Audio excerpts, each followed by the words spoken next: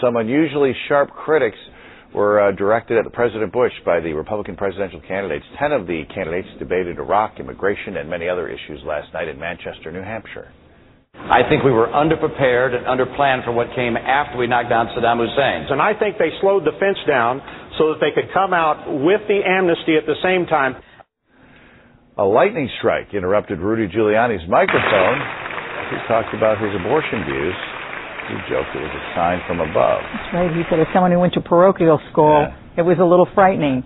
Former Vice President Al Gore will be in Chicago this afternoon for a book signing. Gore will be in the Loop at the Borders on State Street. That is from 12:30 to 2 o'clock this afternoon. He'll be signing copies of his new book, Assault on Reason.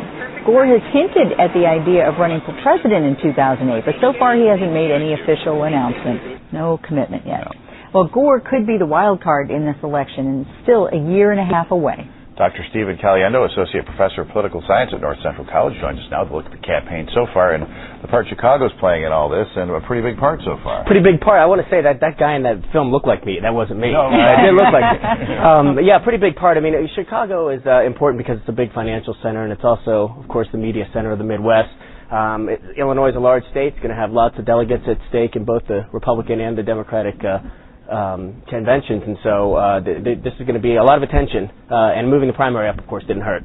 Yes, and we saw Al Gore there in that videotape. What do you think? Do you think he will consider entering the race seriously? You know, if I had to bet now, I'd say no. It doesn't look like it right now, but he's certainly keeping his options open. It's a pretty smart move. He's staying in the spotlight and in a way that's going to be advantageous to him if he does decide to run. He can sort of reluctantly agree to be called to run if there's a critical mass suggesting that he should, but he doesn't look like he's going to be dragged into it because he's been politically active all this time with his film and his appearances and so forth. So with the risk of not getting his name out and being in the debates early on, he's staying away from the punches, but he's staying in the spotlight. Not a bad strategy. Well, it seems like, there's still a lot of time before obviously anyone's voting, and it looks now it's a dead heat pretty much between Hillary Clinton and Barack Obama. It's conflicting polls, right, back and forth every couple of days, but the important thing now really isn't the national polls. It's more how they're doing in the early states.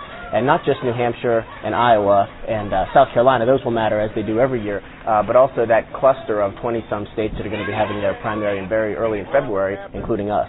Right, and so that was a move you think that we needed to make. Yeah, I think a lot of states are doing that. I mean, they're either going that route or they're going the route of South Dakota and saying we're going to have ours in like July because we're not even going to try to compete and spend the money because it's not going to matter anyway.